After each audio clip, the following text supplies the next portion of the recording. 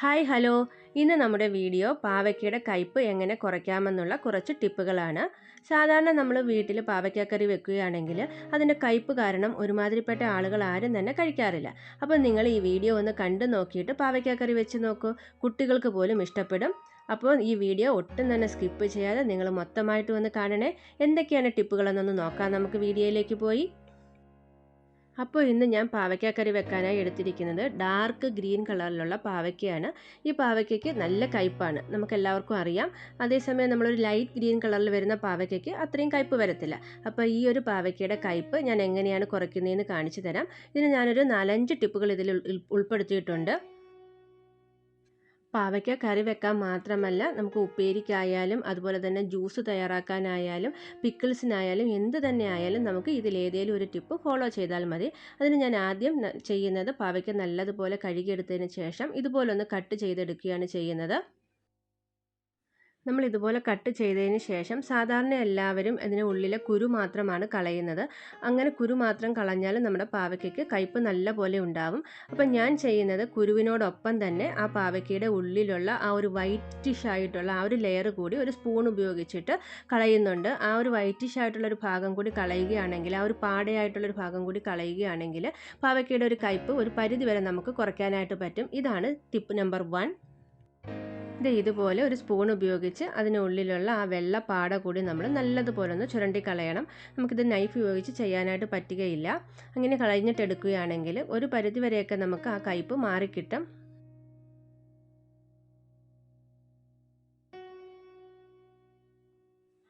ഇപ്പം ഞാൻ പാവയ്ക്കയുടെ ഉള്ളിൽ ആ ഒരു വൈറ്റ് ലെയർ കൂടി റിമൂവ് ചെയ്തിട്ടുണ്ട്.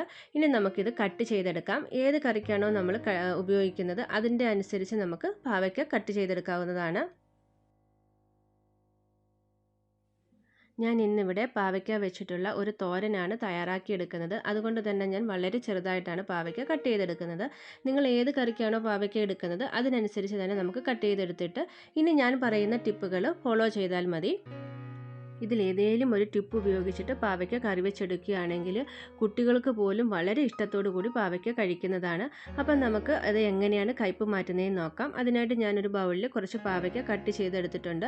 ഇനി നമ്മളിതിലേക്ക് ഒഴിച്ചു കൊടുക്കുന്നത് വിനെഗറാണ്, നമ്മൾ സുർക്ക എന്ന് പറയുന്ന വിനെഗർ. അത് ഞാൻ ഏകദേശം ഒരു 2 ടേബിൾ സ്പൂണോളം ഇതിലേക്ക് ഒഴിച്ചു കൊടുക്കുന്നുണ്ട്. ഇനി നമ്മൾ ഇതിലേക്ക് ചേർത്ത് കൊടുക്കുന്നത് ഏകദേശം 1 ടേബിൾ സ്പൂണോളം ഉപ്പാണ്. ഉപ്പും കൂടി ചേർത്ത് നല്ല പോലെ മിക്സ് ചെയ്തതിന് ശേഷം നമുക്ക് അരമണിക്കൂർ നേരം മാറ്റി വെക്കണം. അരമണിക്കൂറിന് ശേഷം ഇത് 2-3 വെള്ളത്തിൽ കഴുകിയെടുത്തിട്ട് കറി വെക്കുകയാണെങ്കിൽ പാവയ്ക്കയിൽ കയ്പ്പ് കുറവായിരിക്കും. അപ്പോൾ ഇതാണ് പാവയ്ക്കയുടെ കയ്പ്പ് കുറയാനുള്ള ഒരു ടിപ്പ്. നമ്മൾ പാവയ്ക്ക വിനെഗറിൽ മുക്കി വെക്കുന്നത് കൊണ്ട് പാവയ്ക്കയുടെ കയ്പ്പ് മാത്രമല്ല ഇതിലുള്ള വിഷാംശവും മാറിക്കിട്ടും. ഇനി നമുക്ക് പാവയ്ക്കയുടെ കയ്പ്പ് കുറയ്ക്കാനുള്ള രണ്ടാമത്തെ ടിപ്പ് നോക്കാം. അതിനായിട്ട് ഞാനിവിടെ എടുത്തിരിക്കുന്നത് പുളിവെള്ളമാണ്. നമ്മൾ രസമൊക്കെ തയ്യാറാക്കുന്ന പുളി വെള്ളത്തിലിട്ട് പിഴിഞ്ഞെടുത്തതാണ്. ഈ ഒരു വെള്ളത്തിൽ നമ്മൾ പാവയ്ക്ക അരമണിക്കൂർ നേരം മുക്കി വെച്ചതിന് ശേഷം ഇതുപോലെ മുക്കി വെച്ചതിന് ശേഷം കഴുകിയെടുത്ത് 2-3 വെള്ളത്തിൽ കഴുകിയെടുത്തിട്ട് കറി വെക്കുകയാണെങ്കിലും പാവയ്ക്കയുടെ കയ്പ്പ് ഒരു പരിധിവരെ നമുക്ക് ഒഴിവാക്കാനായിട്ട് പറ്റും.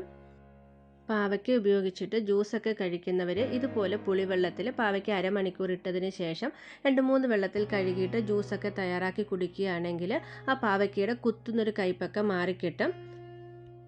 ഇപ്പം ഞാൻ പാവയ്ക്ക പുളിവെള്ളത്തിലിട്ട് വെച്ചിട്ട് അരമണിക്കൂർ ആയിട്ടുണ്ട്. ഇനി ഞാനിത് നല്ലതുപോലെ ഒന്ന് കഴുകിക്കൊണ്ട് വരാം.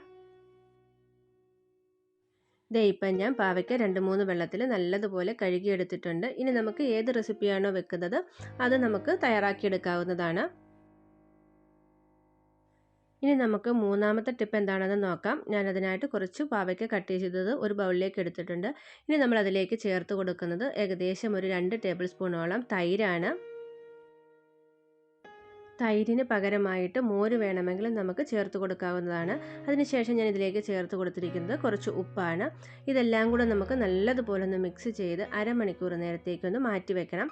അരമണിക്കൂർ കഴിഞ്ഞ് നമുക്ക് 2-3 വെള്ളത്തിൽ കഴുകിയതിന് ശേഷം നമുക്ക് പാവയ്ക്കയുടെ ഏത് റെസിപ്പിയാണെന്ന് വെച്ചാലും തയ്യാറാക്കിയെടുക്കുകയാണെങ്കിൽ അതിൽ പാവയ്ക്കയുടെ കയ്പ്പ് കുറച്ച് കുറവായിരിക്കും. ദേ ഇപ്പം നമ്മൾ പാവയ്ക്ക തൈരിട്ട് വെച്ചിട്ട് ഏകദേശം അരമണിക്കൂർ കഴിഞ്ഞിട്ടുണ്ട്. ഇനി നമുക്കിത് 2-3 വെള്ളത്തിൽ നല്ലതുപോലെ ഒന്ന് കഴുകിയെടുത്തതിന് ശേഷം നമുക്ക് പാവയ്ക്കയുടെ കറി വെച്ചെടുക്കാവുന്നതാണ്. ഇനി നമ്മുടെ ടിപ്പ് നമ്പർ 4 ഏതാണെന്ന് നോക്കാം. ടിപ്പ് നമ്പർ 4 ഞാനൊരു ബൗളിലേക്ക് കുറച്ച് പാവയ്ക്ക കട്ട് ചെയ്തെടുത്തിട്ടുണ്ട്. ഇതിലേക്ക് നമുക്ക് കുറച്ച് മഞ്ഞൾപ്പൊടി ഇട്ട് കൊടുക്കാം. നമ്മൾ വീട്ടിൽ പൊടിച്ചെടുത്ത മഞ്ഞൾപ്പൊടിയാണെങ്കിൽ കുറച്ചുകൂടി എഫക്റ്റീവ് ആയിരിക്കും. ഇനി അതിലേക്ക് ചേർത്ത് കൊടുക്കുന്ന ഉപ്പാണ്. നമ്മൾ കുറച്ച് കൂടുതൽ ഉപ്പ് തന്നെ ഇതിലേക്ക് ചേർത്ത് കൊടുക്കണം. ഇനി മിക്സ് ചെയ്തതിന് ശേഷം അരമണിക്കൂർ നമുക്ക് മാറ്റി വെക്കണം. ഇതുപോലെ നമ്മൾ കുറച്ച് കൂടുതൽ ഉപ്പ് പാവയ്ക്കയുടെ കയ്പ്പ് മാറ്റാനായിട്ട് ഉപയോഗിക്കുന്നതുകൊണ്ട് കുഴപ്പമില്ല. കാരണം നമ്മളിത് 2-3 വെള്ളത്തിൽ കഴുകിയതിന് ശേഷമാണ് കറി തയ്യാറാക്കിയെടുക്കുന്നത്. ഇപ്പോൾ ഏകദേശം അരമണിക്കൂർ കഴിഞ്ഞിട്ടുണ്ട്. ഇതുപോലെ പാവയ്ക്കയുടെ വെള്ളമൊക്കെ വന്നിട്ടുണ്ട്. ഇനി നമുക്കിത് ക്ലീൻ ചെയ്തിട്ട് കറി തയ്യാറാക്കിയെടുക്കാം. ഞാൻ ഈ വീഡിയോയിൽ എഫക്റ്റീവായിട്ടുള്ള ഒരു 4 ടിപ്പുകൾ ഷെയർ ചെയ്തിട്ടുണ്ട്. ഇതിലേതെങ്കിലും ഒരു ടിപ്പ് നിങ്ങൾക്ക് തീർച്ചയായിട്ടും ഇഷ്ടപ്പെട്ടിട്ടുണ്ടാവും. ഇഷ്ടപ്പെട്ടിട്ടുണ്ടെങ്കിൽ ലൈക്ക് ചെയ്യാൻ മറക്കരുത്. ഒപ്പം തന്നെ ഫ്രണ്ട്സിനും ഫാമിലിക്കും ഷെയർ ചെയ്ത് സപ്പോർട്ട് കൂടി ചെയ്യണമേ. സബ്സ്ക്രൈബ് ചെയ്യാതെയാണ് ഈ വീഡിയോ കാണുന്നതെങ്കിൽ സബ്സ്ക്രൈബ് ചെയ്യാനും തൊട്ടടുത്തുള്ള ബെല്ലൈക്കൺ കൂടി എനേബിൾ ചെയ്യാനും മറക്കില്ലല്ലോ. ഞാൻ എൻ്റെ ചാനലിൽ ഒരുപാട് യൂസ്ഫുൾ ആയിട്ടുള്ള വീഡിയോ ഇട്ടിട്ടുണ്ട്. അതുകൂടി കണ്ടൊന്ന് സപ്പോർട്ട് ചെയ്യണേ. അപ്പോൾ അടുത്ത വീഡിയോയിൽ കാണുന്നതുവരേക്കും ടേക്ക് കെയർ. Bye bye.